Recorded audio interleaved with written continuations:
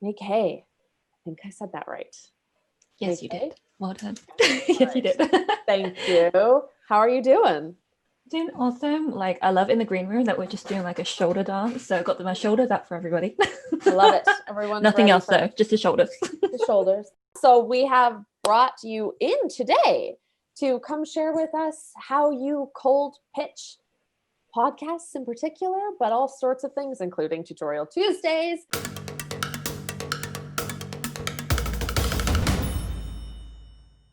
Are you ready? You ready to dazzle us? No pressure. All right. So this is a Copy Hackers special tutorial Tuesday today, and I'm going to be sharing with all of you how you can pitch podcasts with integrity, even if this is your first time. And I'm actually going to be sharing with you the 7 elements of a yes-worthy pitch. And where these 7 elements actually came from, we'll come a little bit into the story later, but they actually came from me asking podcasters, hey, what made you say yes to my pitch? And that's why like all of this is not guesswork. I've actually been in the trenches doing this pitch stuff, and hopefully all of the gems of wisdom I have learned, both the good and bad, along the way of that journey, I'm going to be relaying to you today so you don't make those same mistakes and you can fast forward into sending great pitches. So let's get started. Here's what you can expect from our time together today. So first of all, before we get into any of the writing, because hey, we're all copy hackers here, I wanted to share with you one mindset shift you need to know before you pitch podcasters. I'm going to share with you actual pitches. So I love that Joanna popped a screenshot of my pitch inside of the newsletter today, because I want to give you more of that kind of behind the scenes-ness because I think it's important to show you what is good and also what's bad. I'll share with you my bad pitch and the response I got. Okay, just to keep it super transparent. And of course, I'll walk you through these 7 elements as well. So before we get started, hey, my name is Mai-kee Tsang. So I know my name is not the easiest to remember when it comes to pronunciation. So the way I say it is month of May, letter K, and I've got a silent T. So Mai-kee Tsang. Ah. So I've got some dancing and some singing here. So I'm a launch strategist turned accidental podcast guesting strategist and the sustainable visibility mentor. And to date now, I help purpose-driven copywriters and coaches to become sustainably visible by helping them get booked on the right podcast in order to help them expand their reach, grow their business, and make a deeper impact. And I just want to linger for a little moment around this word, like around impact. I want you to imagine the iceberg theory. So how about 20% you can see above the surface and 80% you can't. So your 80% normally represents your subconscious mind and your 20% represents the conscious mind. And I want you to think of impact in that exact same way. I'll be honest, only a small handful of people tell me right from the get-go that something I've shared has made an impact on them. But it's also important to know that just because people don't tell you that you made an impact on them, it doesn't mean it's not happening. There are going to be some people in your audience who are going to be like, what do they call it? Like is it flash in the pan? In a way where that things heat up very quickly. And there are going to be some slow cookers in your audience as well. Some like to actually be in your sphere of influence for quite some time before they actually tell you something or want to reach out to work with you. You get what I'm saying? But basically, when it comes to podcast guesting, the impact you can make is deep, not just big. Okay? But I didn't always do this. In fact, last June 2019, my referral well ran extremely dry, meaning nothing in the pipeline, nothing, nada. And it's because I was completely complacent with my marketing because I was relying completely on referrals. And I think I'm not the only one in the room who's probably done that from time to time. Please tell me I'm not alone. But yes, my referral well ran extremely dry. So what I do? I asked 4 of my mentors at the time. I asked them, what should I do to help, eradicate this problem so this never happens again? Because it was so awful to feel like, oh my God, there's like no way out. But they all told me, hey, you should guest on podcasts. And I was like, but how though? Like they just told me do it, but didn't know how. But luckily, I've been trained by various other mentors. They throw me in the deep end for many situations. So I've really learned how to swim whichever whichever like pool of water they throw me into.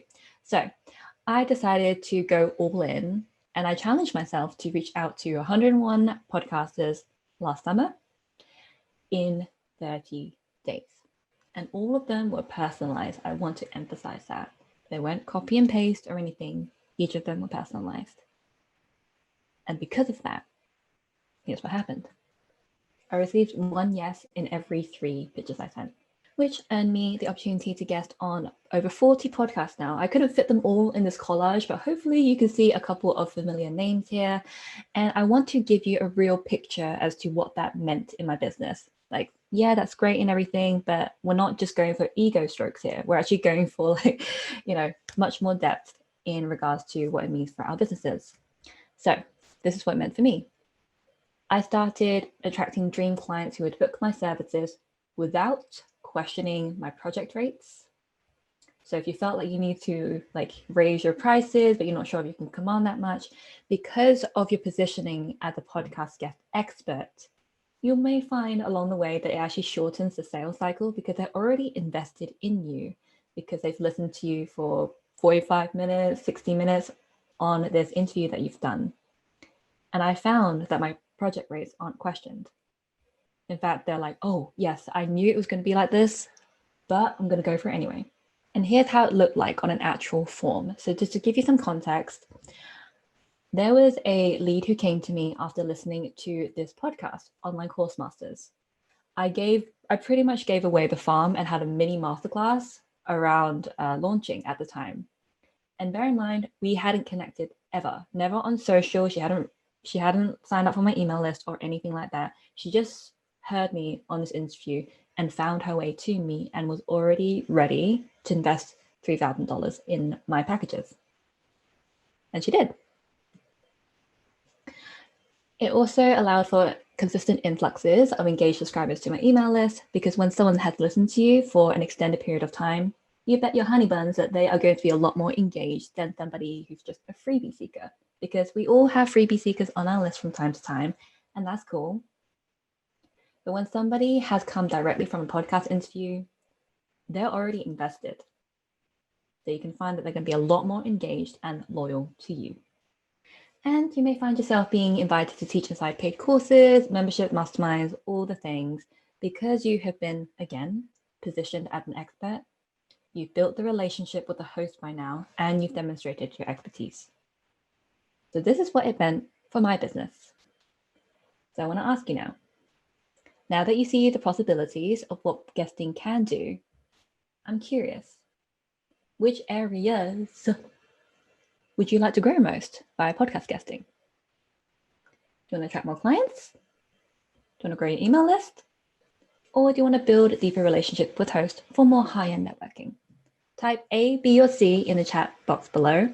And yes, you can pick multiple ones if you want to. For me, Amanda it's ABC. was like all. Amanda said all. All of the above. All of the aboves. Awesome. Yes. And you know what the wonderful thing is? You can achieve multiple goals at the same time. It really just depends on your intention right from the get-go and how you choose to carry through the relationship after your interview has gone live. So you can do all of the above here, all the ABCs, or just the A's or the B's or the C's, or another kind of combo. You're covered. That's good, because everybody wants all of them. So. Okay, fantastic. We're all covered. I'm confused about the ones who don't want to grow their email list, though, when they're like A and C, but I'm good without B. I'm like, what do you mean you're good without B? You need B too. But yeah, no, that's cool. That's cool. And then, of course, Martha had to ask just us how to get your accent. So you may want to do like a separate training program on acquiring your accent. Oh, that's going to be interesting. Thank you so much. I appreciate that. Awesome. Cool. All right, so we've got a lot of ABCers in the house, and just in case you don't want to grow your email list, okay, but of course, as Joanna said, why not? At some point.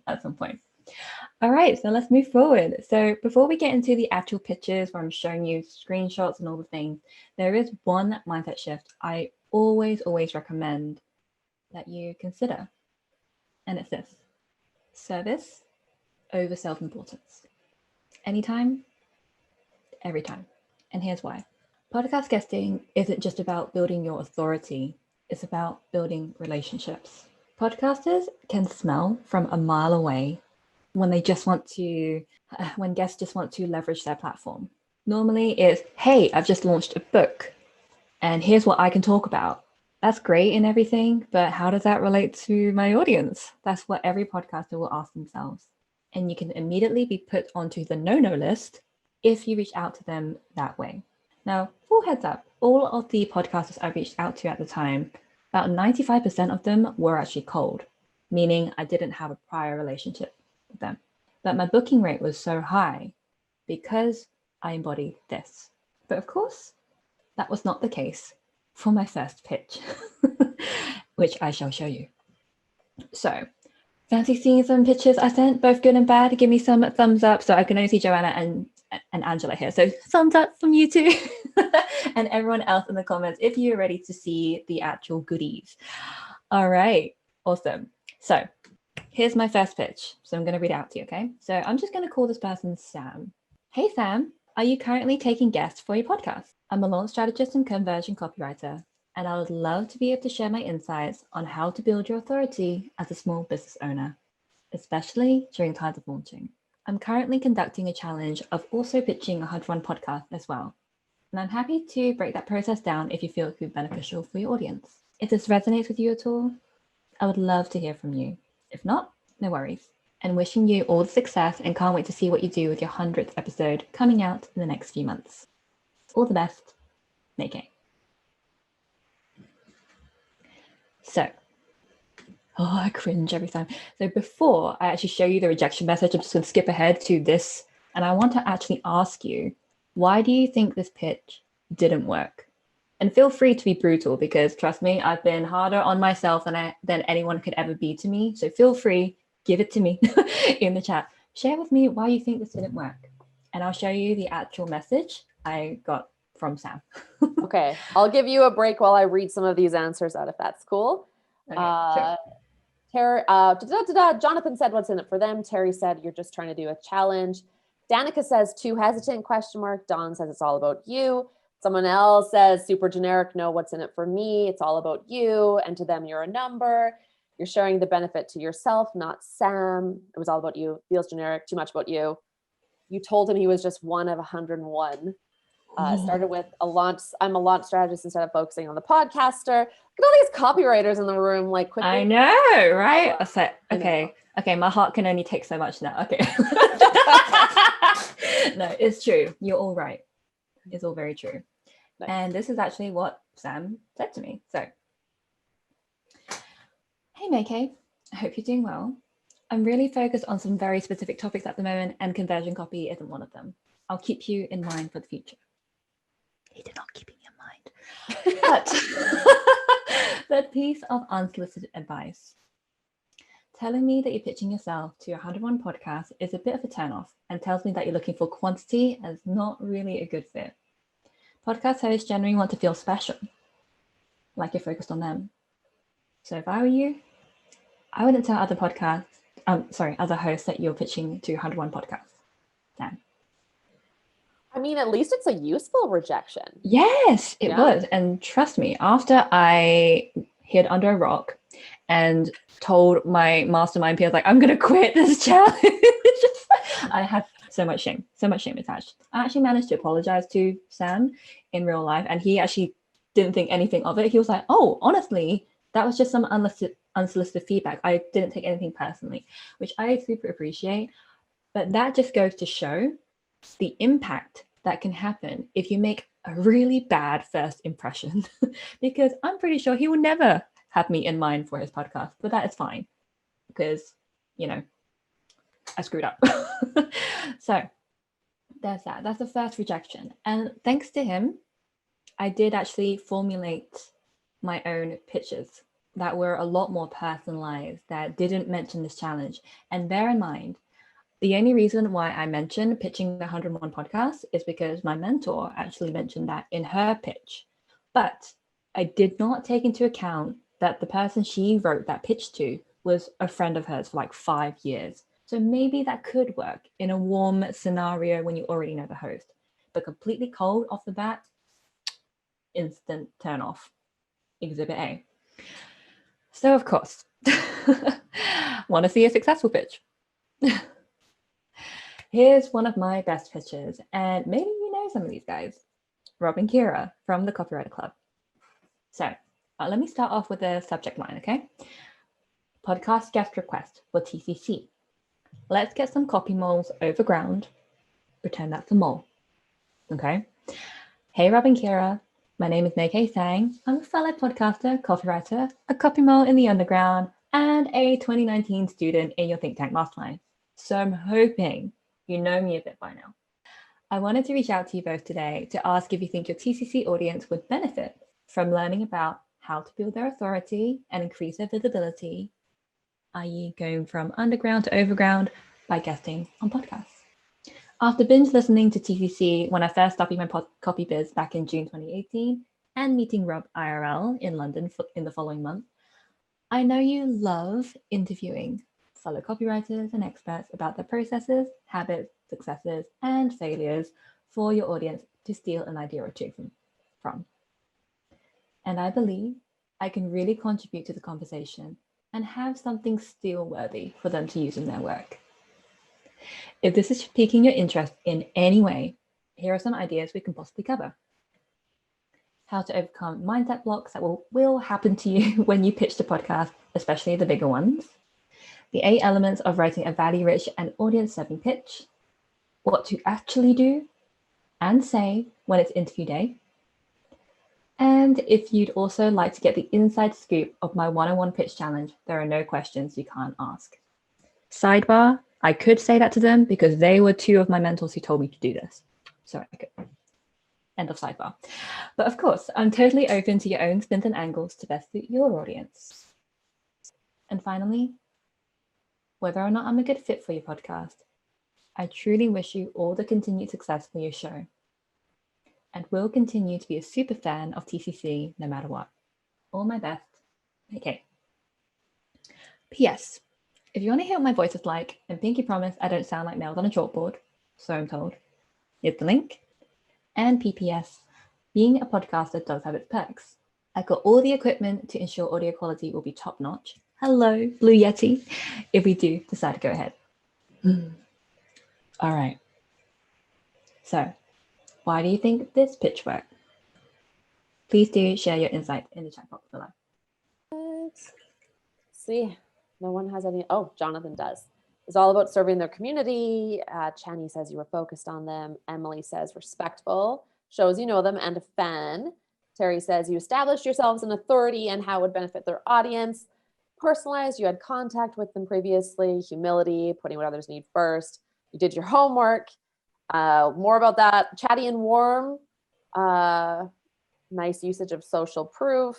Lots of them. A whole bunch came in at once and my eyes hurt. So well, we get the idea. Thank you for reading this, Joanna. And thank you, Jonathan, for leading the charge and for everyone who's sharing their ideas. Yeah, all of the above. So I want to share with you the 7 things that made this happen. Okay. I addressed them by name and I spelled their names correctly. Now, I say that as a podcaster with a slightly unique name, and it baffles me how someone can spell it wrong, even though it's in the email address. So I'm like, It doesn't leave a good feeling. But I started off the pitch saying, hey, Rob and Kira, right? So when you're writing your pitches, spell it correctly and always use a name. The pitches that say hi, comma, forget it. All right, so name, very simple, very important. Number 2, add a personal touch to put you on common ground. So in the pitch, I shared how I've been kind of like related to them in their community. I said I'm a copy mole, that I'm a think tank mastermind student of theirs. And I said the word fellow. That's the key word. What puts you on common ground? Are you fellow lovers of cat gifts? Are you fellow lovers of spaghetti? I don't know. It could be anything. But as soon as the host realizes that you are similar to them in some shape or form, remember that like attracts like. And it really helps to ease this unknown feeling that they might have, especially if it's a cold pitch. So add a personal touch. Demonstrate your understanding of the podcast purpose. So what I mean by this, for those of you who do listen to TCC, you'll know that the phrases like steal an idea or two, or successes, habits, and failures, those are words, those are key words that Rob and Kira used to use. They changed their intro now, but they used to use that at the beginning of their podcast intro, and they also use it in their podcast description. So just like how we use voice of customer data to reflect the words that customers use in our copy, it's the same thing, right? Just see what they've written, which keywords can you pick out in the intro or in the podcast description, and reflect back at them to show that you understand their podcast purpose. Number 4, prove you are a credible expert. So this could be in many different forms. It could be the fact that you're telling like a little story. For example, in the past, I've used like, hey, I've done 13 launches in 1 year with a mentor before, and here's what I learned from that. It's a hook story. They're like, oh, how did you do 13 live launches? Crazy. So that's one version. Or you could share a little bit of a testimonial. I don't actually recommend you do that very much. I would actually much prefer that you share a little tidbit, a little hook story like the one I just said, to prove that you are an expert. Like show before tell, right? Or you could share any accolades that you have got, or that you've been featured in Forbes perhaps, whichever one. Pick your fancy to prove that you're a credible expert to be talking about these topics. Propose the topics, core and sub. So some pitches you may want to use just the core message or the subtopics or both. And all this really is just directing how this conversation could go. So the core topic is, pretend that's what would be the name of the podcast episode when it goes live. And the subtopics are pretty much just like the buffet pieces that the host can pick and choose from to direct the conversation. But the point is that you do the work so that they just need to say yes. So give them a good reason to say yes by proposing a topic that is relevant, it's somewhat unique, and it's personal for their audience. 6, the no pressure sign off. This is that line in the pitch that you saw earlier where I say, whether or not I'm a good fit, I truly wish you all the best of success. Because there are going to be some times where it's just a not now. It's not a forever no. But if you leave an impression on the podcaster that, hey, it's ride or die, you take me or not sort of thing, you're going to be put on the no-no list. So just remind them that, hey, I acknowledge this is your podcast. This is your platform, your audience. I'm offering myself up to you to see if this could be helpful. If not, totally respect that. The no pressure sign off. And finally, the well-positioned PS section. So you can use the PS section however you like. If it's somebody who you don't quite have that playful connection with, I'll give you an example in just a second what that is. You can just go straight to, hey, here's an interview that I've already done with XYZ. I recommend you check it out from insert timestamp, because that really gives that specificity. I believe I did that for Joanna in my pitch to Copyhackers. If you look in the email, in my PS section, I mentioned Rob and Kira, because I know Rob and Kira and Joanna, they're friends. So of course I picked their interview. And because my topic for Tutorial Tuesday was all about pitching, I chose the timestamp that starts when I read a pitch out loud. That specificity can really make a great impression. And it shows them that you've gone the extra mile yet again for them to make their lives easier. You can refer to your microphone if you want to. Take a selfie with it if you want to. Say like, hey, look, I got this. Like the audio is going to be great. Or if you are fun and playful like myself, there was a host who loved Disney. She loves Disney. I knew that because I searched on her website and on social and everything, and she always made references to Disney. So I said in the PS section, hey, if we're able to, have this chat on this interview, I'm more than happy to do my imitation of Stitch from Disney's Lilo and Stitch for you. And while that didn't immediately reach the host, it actually reached her team first. Their team loved it, and they're like, we want to hear that Stitch voice. So the PS section can also work wonders. But those are the 7 elements of a yes-worthy pitch. that's everything for this tutorial Tuesday, how to pitch podcasts with integrity and the 7 elements. And for those of you who want to go something, like want to have something beyond the screenshot of of that slide that I just shared, I've actually created an exclusive resource just for copy hackers. So these are my podcast pitching theme plates, and anybody who's a copy hacker knows that we have theme plates, not templates. So those pictures that I shared with you, I've got a couple of examples inside of this resource, and it actually breaks down element by element so you can see it in action. But not only is it the long form pitch that I shared with you, but I've also got a short form pitch if that's something you want to experiment with too. And it's just for $15. So all you need to do is go to copyhackers.maikeethang.com and you'll be able to get instant access once that goes through. Wicked. Thank you again. Thanks everybody for chatting. That was our last tutorial Tuesday of 2020. Let's all pray for a better 2021. But it wasn't all bad. And we'll see you guys have a really happy holiday season and enjoy yourselves. Stay safe out there. Thanks everybody. Thanks everyone. Bye. Bye.